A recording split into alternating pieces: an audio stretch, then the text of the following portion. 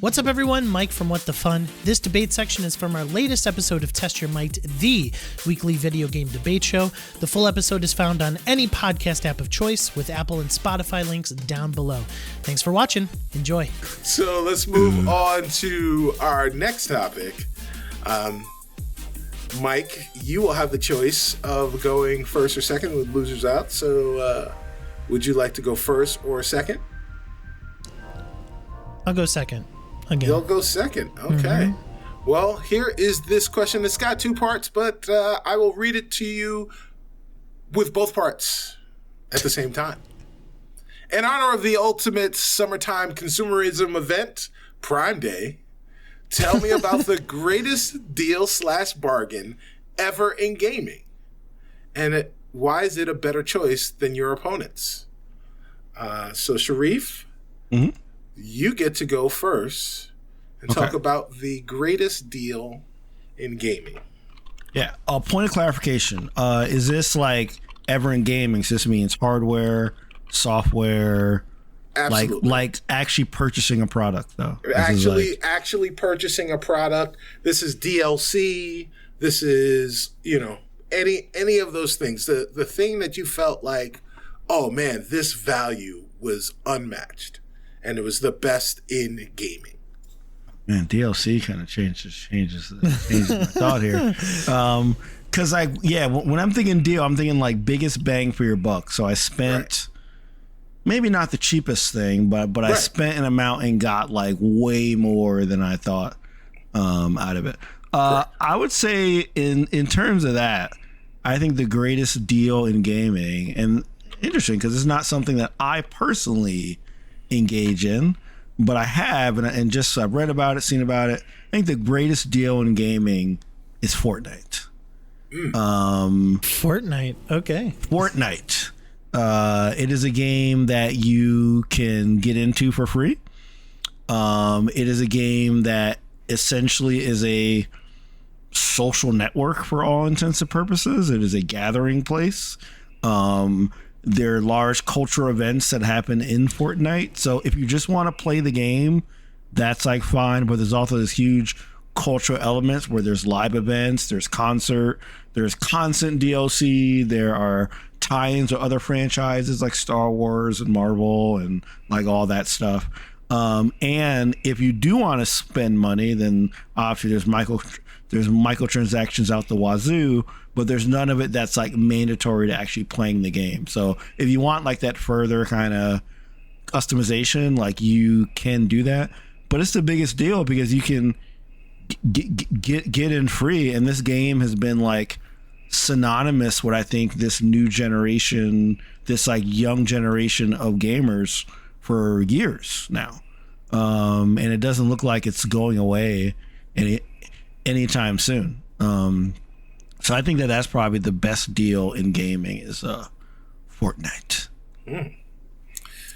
All right. Well, Mike, Fortnite is your opponent.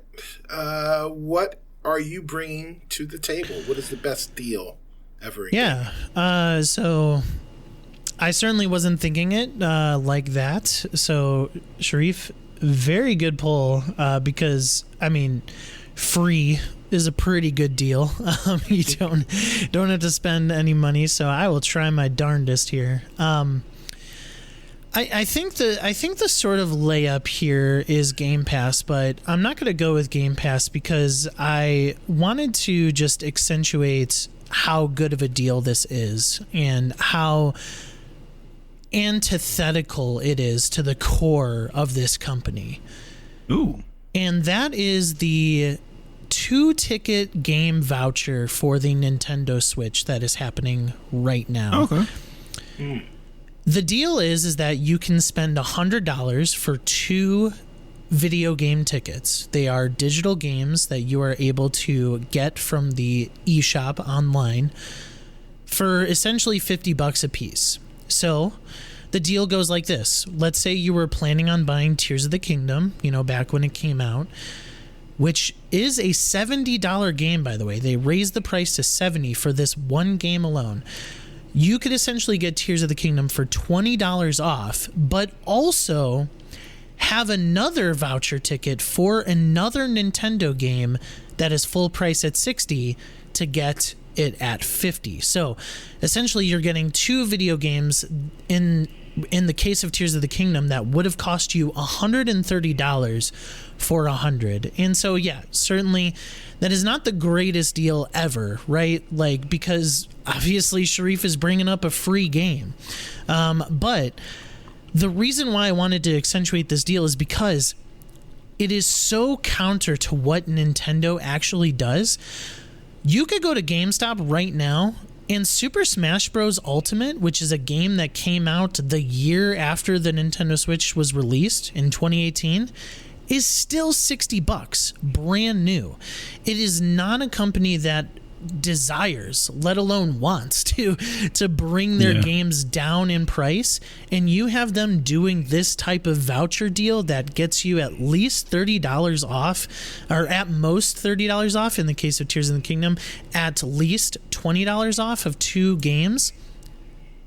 I think it's one of the greatest deals I've ever seen Nintendo, that company, do.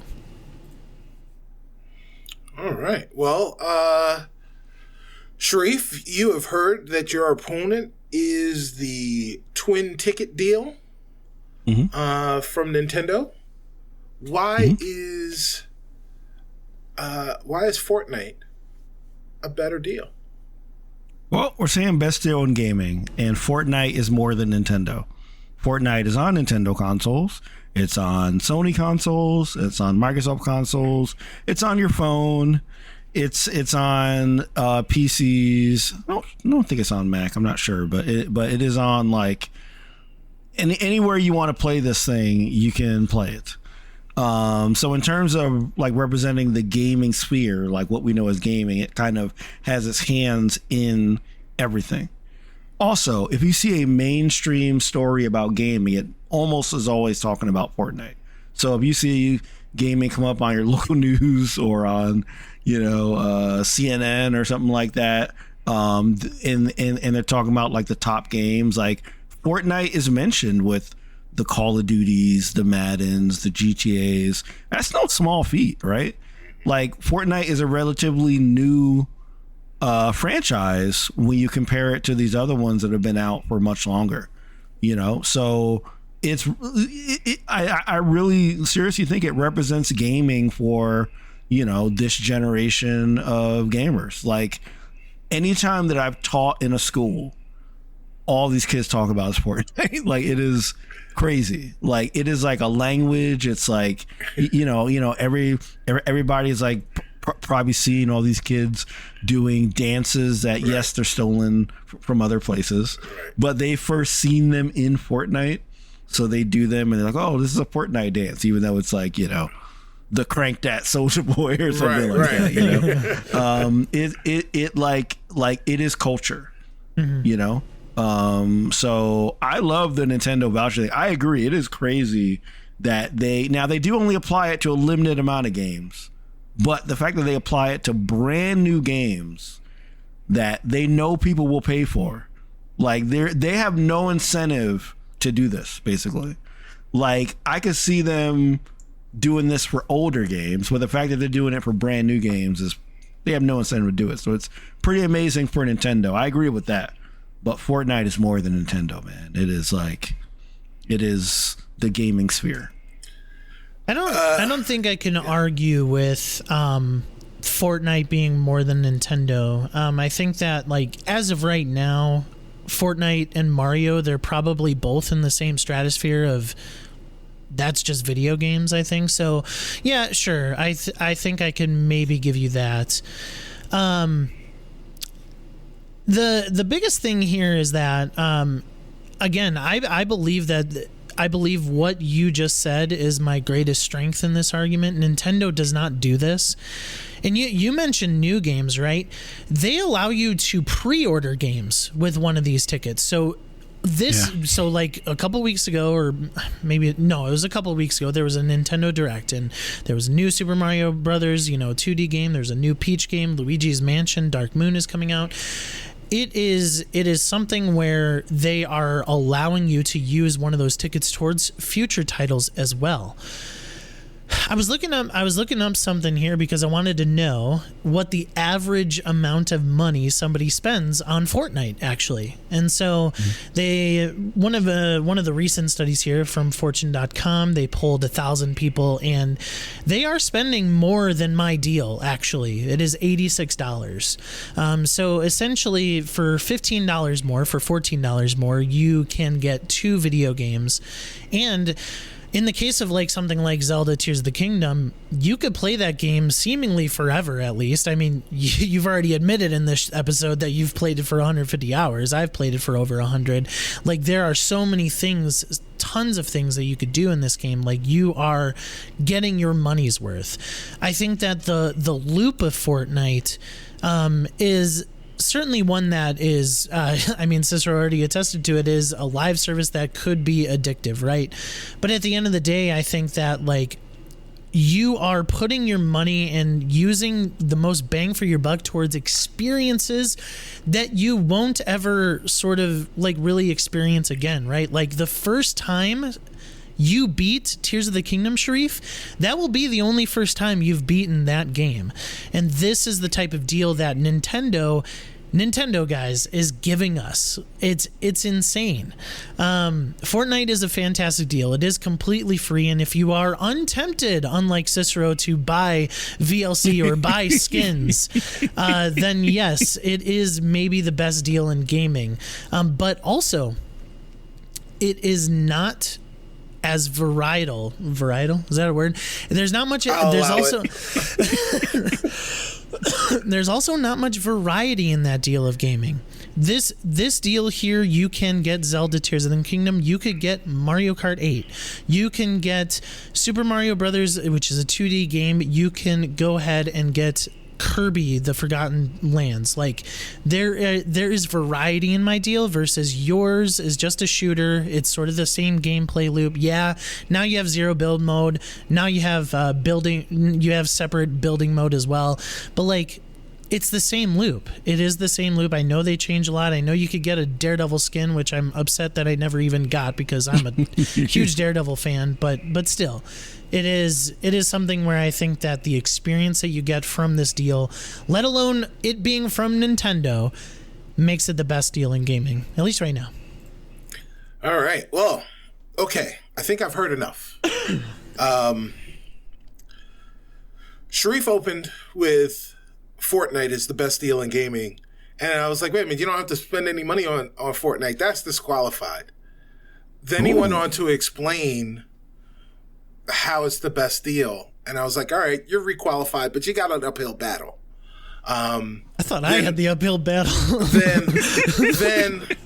then it was Mike's turn, and I just knew that he was going to pick the orange box. Because the orange box was in my notes. Right? It was in my notes. The orange box a good one. Is a full price game that has 3 other games in it that you pay full price for.